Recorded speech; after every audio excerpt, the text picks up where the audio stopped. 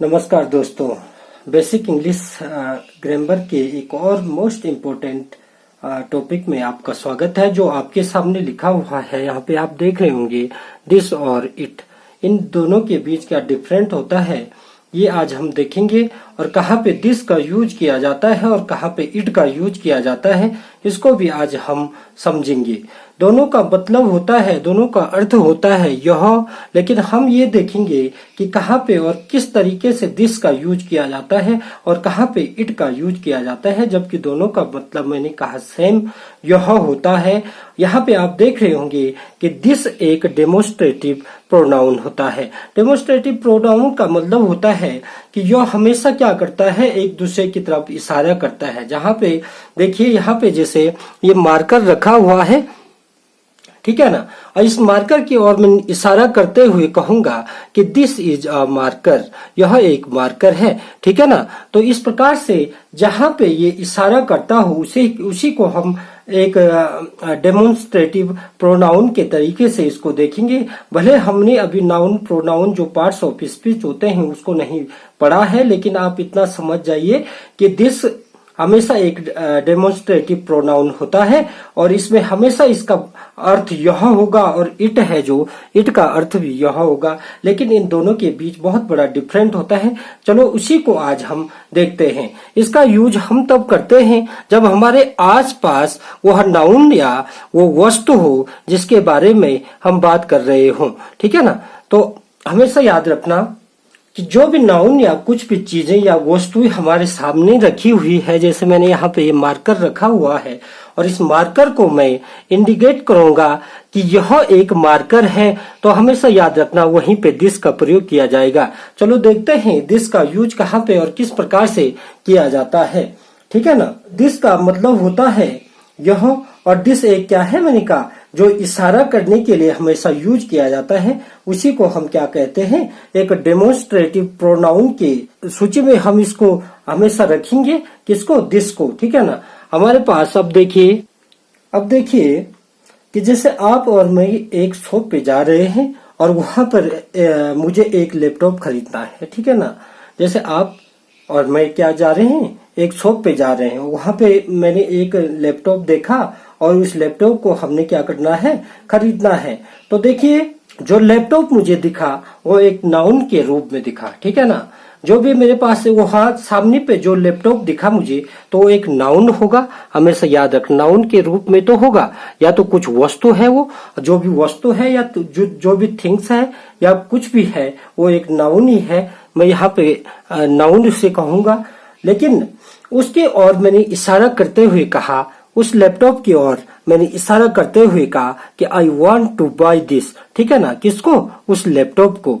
तो आपको समझ में आया होगा कि जो ये दिस का प्रयोग करते हैं हमेशा एक इशारा करते हुए, जो मेरे सामने या इधर उधर, यहाँ जो मेरे सामने हो या इधर उधर हो या कहीं भी मेरे पास हो या मेरे हाथ में हो या मेरे नजदीक हो, तो हमेशा मैं उसको इस प्रकार से इशारा करते हुए कहूंगा कि जैसे मैंने ये सेंटेंस लिखा, जो यहाँ पे लैपटॉप रखा हुआ था उसके और मैंने शॉप में गया और शॉप में मैंने कहा कि I want to buy this, उस पे अपनी उंगली लगाते हुए कहा मैंने, या उसके और इशारा करते हुए कहा मैंने कि I want to buy this. तो दिस का प्रयोग आपको समझ में आ चुका होगा। यदि आपको समझ में नहीं आया तो देखिए यहाँ पर आप देख रहे होंगे जो दिस है, दिस मैंने लैपटॉप की तरफ इशारा करते हुए, इंडिकेट करते हुए इस दिस का प्रयोग लैपटॉप के लिए किया। ये मैंने अभी आपको समझा दिया। तो वर्ड दिस का प्रयोग हमेशा याद रखना कि हम तभी करते हैं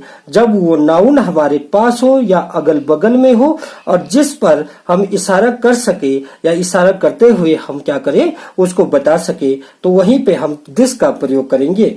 मेरे हाथ में ये क्या है, एक पेन है या मार्कर है, और मैं इस प्रकार से कहूंगा, तो मेरे पास ये पेन है या मार्कर है, तो मैं इसकी ओर इशारा करते हुए कहूंगा कि I want to share this, ठीक है ना। ये मेरे पास मार्कर था और मैंने इसको क्या किया, इसकी ओर इशारा करते हुए कि मैं इसको क्या करना चाहता हूँ, शेयर करना चाहता हूँ। ठीक है ना, इसका मतलब यही होता है कि मैं इसको, इस मार्कर को शेयर करना चाहता हूँ। तो यहाँ पर आप प्रॉपर्ली मेरी बात को समझ चुके हैं कि दिस का प्रयोग मैंने उस मार्कर के लिए किया जिसके बाद जो मेरे पास था, यहाँ पे क्या था, मेरे पास था, मेरे हाथ में था। तो इसको मैंने बताते हुए या इंडिकेट करते हुए मैंने कहा कि I want to share this. ठीक है ना, मैं इसे क्या करना चाहता हूँ, शेयर करना चाहता हूँ। अब हमारे पास देखिए कि जैसे दिस है और इट है, दिस का प्रयोग हमेशा याद रखना ये भी कि दिस का प्रयोग निर्जीव और सजीव दोनों के लिए किया जाता है। ठीक है ना, जैसे मैंने यहाँ पे कहा कि this is Mohan, this is Ram, this is boy, या this is a book, this is a book. हमेशा याद रखना, इसमें हम हमेशा याद रखना, इस प्रकार से हम कह सकते हैं कि दिस इज अ बुक और इट इज अ बुक। हमेशा इस प्रकार से हम इसको कहेंगे। अब अगला देखिए, जैसे हमारे पास जो दूसरा है, अब इट का यूज देखिए कि इट का यूज कहाँ किया जाता है।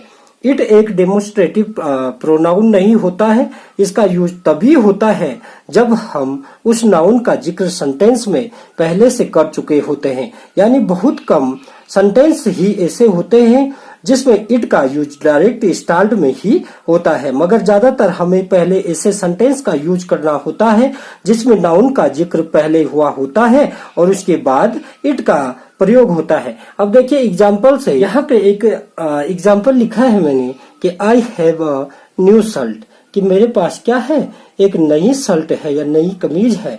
मेरे पास एक नई कमीज है।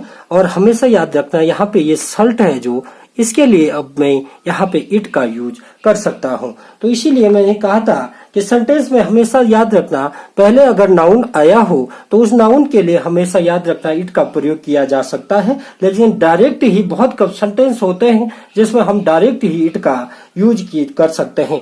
जैसे अब हम इसको इस प्रकार से लिख सकते हैं कि I want to share it.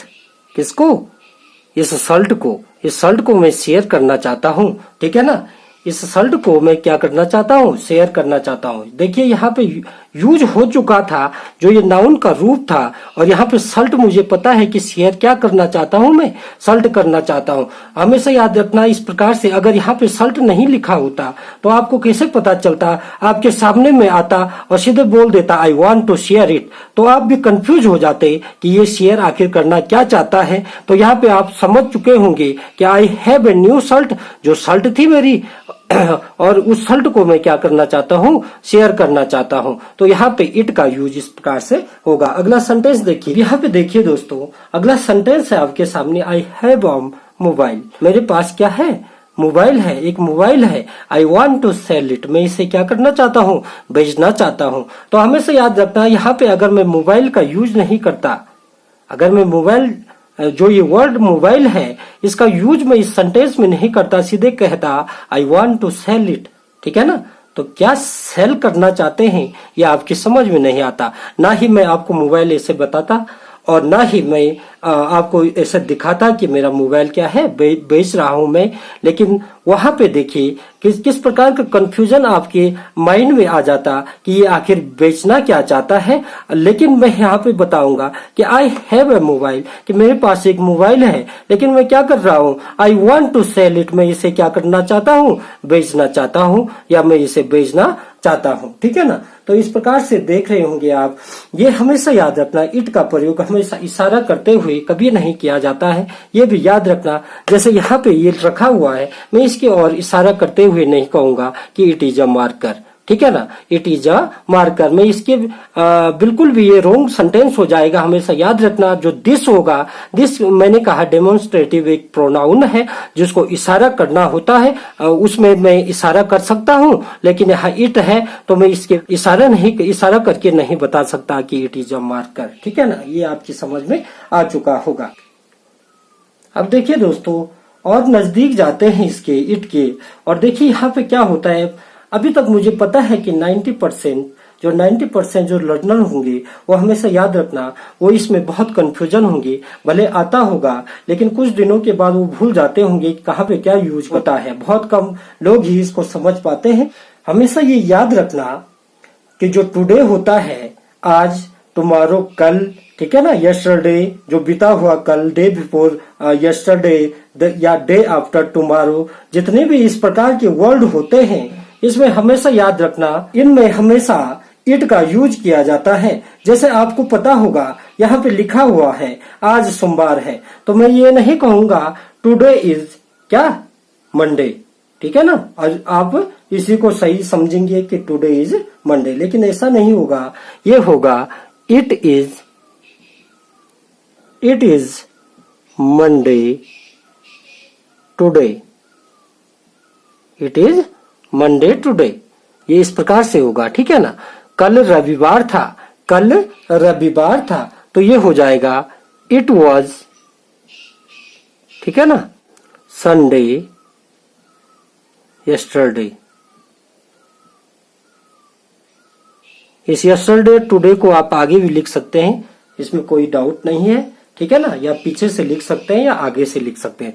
तो हमेशा याद रखना आज सोमवार है, इट इज मंडे टुडे, ना कि टुडे इज मंडे या today is yesterday was Sunday, ठीक है ना, इस प्रकार से नहीं होगा, ये इसका सही फॉर्म है। इसी प्रकार से आप इसका ट्रांसलेशन करेंगे, या किसी को भी आपने कहा कि किसी ने पूछा कि आज कौन सा दिन है, तो इस प्रकार से आपने जवाब देना है, ना कि आप टुडे कहेंगे पहले, या तो पहले कह सकते हैं, लेकिन हमेशा याद रखना टुडे इट इज मंडे या it is Monday today, it was Sunday yesterday, ना कि ऐसा कहेंगे कि यस्टरडे संडे या टुडे इज मंडे, ठीक है ना, इस प्रकार से बिल्कुल रॉन्ग हो जाएगा आपका कहना भी, आपका सोचना भी, और आपका जो सेंटेंस है वो भी रॉन्ग हो जाएगा। तो चलिए दोस्तों, अब देखते हैं यूज ऑफ इट, ठीक है ना, इट को और नजदीक से देखते हैं कि कहाँ कहाँ हम इसका यूज कर सकते हैं।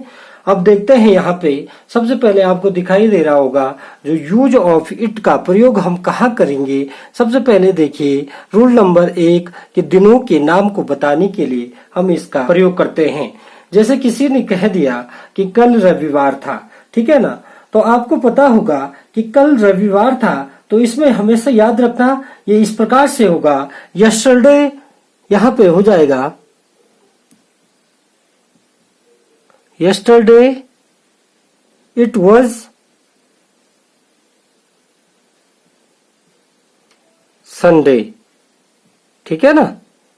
किसी ने कह दिया कि कल क्या था, रविवार था, ठीक है ना, तो yesterday it was Sunday, खाली ऐसा नहीं होगा कि yesterday was Sunday, ठीक है ना। हमेशा याद रखना इट का यूज यहाँ पे इस प्रकार से करेंगे, जैसे कि कल सोमवार है, ठीक है ना, टुमारो इट इज मंडे, ठीक है ना, टुमारो इट इज मंडे, इस प्रकार से इसका आप यहाँ पे देख सकते हैं कि किस प्रकार से हम यहाँ पे इस प्रकार से इस सेंटेंस का ट्रांसलेशन करेंगे या इस प्रकार से हम कहेंगे। अगला देखिए यूज कि दिनांक या तारीख बताने के लिए हमेशा इट का प्रयोग किया जाता है। जैसे आज 18 मई है, तो ये हो जाएगा टुडे, ये हो जाएगा इस प्रकार से टुडे इट इज 18 मई, ठीक है ना, टुडे इज 18 मई। तो ऐसे ही हम देखेंगे कि और कहाँ कहाँ पे हम इट का प्रयोग करते हैं। अब देखिए यहाँ पे रूल नंबर 3 देखिए, महीनों के नाम को बताने के लिए भी इट का प्रयोग किया जाता है। जैसे यहाँ पे आप देख रहे होंगे कि मई का महीना है, तो ये इस प्रकार से होगा, it is the month of May, ठीक है ना, मई का महीना है, it is the month of May, ठीक है ना, ये इस प्रकार से होगा। अगला यूज देखिए इट का सन या वर्ष को बताने के लिए, जो सन और वर्ष होते हैं उसको भी बताने के लिए इट का प्रयोग किया जाता है। जैसे यहाँ पे हम कुछ भी कह सकते हैं, जैसे मई का ही नहीं, अप्रैल का महीना है या दिसंबर का महीना है, कोई भी है, तो उस पे हम इस प्रकार से यूज कर सकते हैं। जो अगला है सन या वर्ष को बताने में, तो आप देख रहे होंगे यहाँ पे एक सेंटेंस लिखा है, अभी 2022 है, तो ये इस प्रकार से हो जाएगा, now it is 2022 2022। Now it is 2022। अगला सेंटेंस देखिए यहाँ पे, अगला जैसे 1999 था, 1999 था, तो ये हो जाएगा इट वॉज 99। ठीक है ना, इस प्रकार से हो जाएगा। तो ये आपकी समझ में आ चुका होगा कि कहाँ पे हम किस प्रकार से दिनों के लिए, कहाँ पे दिनांक और तारीख को बताने के लिए, कहाँ पे महीनों को बताने के लिए, कहाँ पे सन या वर्ष को बताने के लिए हम इट का यूज करते हैं। आगे देखिए और कहाँ पे इसका यूज होता है। अब यहाँ पे देखिए मौसम व ऋतु के लिए भी हम इट का प्रयोग करते हैं। जैसे यहाँ पे कुछ सेंटेंस लिखे हैं, गर्मी का मौसम है, ठीक है ना, यहाँ पे लिखा है गर्मी का मौसम है, तो ये इस प्रकार से हो जाएगा कि it is summer, it is summer season. ठीक है ना, गर्मी का मौसम है, इट इज समर सीजन। ठंड का मौसम था, तो ये इस प्रकार से हो जाएगा इट वॉज विंटर सीजन। ठीक है ना, ये इस प्रकार से हो जाएगा। बसंत ऋतु थी, तो ये भी हो जाएगा it was spring season, it was spring season. तो ये देखिए इस प्रकार से हम मौसम और जो ऋतु हैं उसमें भी इट का प्रयोग किस प्रकार से हम करते हैं, ये भी आपको समझ में आ चुका होगा। ठीक है ना। अब देखिए बरसात होना, बर्फ गिरना, वर्षा होना, बर्फ गिरना या बरसात हो रही है, इसके लिए भी हमेशा हम इट का प्रयोग करते हैं। याद रखें कि पानी गिरना या बरसात होने के लिए वाटर फॉलिंग का प्रयोग न करते हुए रेन का प्रयोग करते हैं एज ए वर्ब। ठीक है ना, क्या एज ए वर्ब हम हमेशा रेन का प्रयोग करेंगे। और बर्फ गिरने के लिए हम आइस फॉल नहीं बोलेंगे, बल्कि स्नो कहेंगे, स्नो का प्रयोग करेंगे एज ए वर्ब। ठीक है ना, ये आपकी समझ में आ चुका होगा। अब देखिए जैसे बरसात हो रही है, यहाँ पे आप देख रहे होंगे कि बरसात हो रही थी, हमेशा याद रखना यहाँ पे रहा रही है।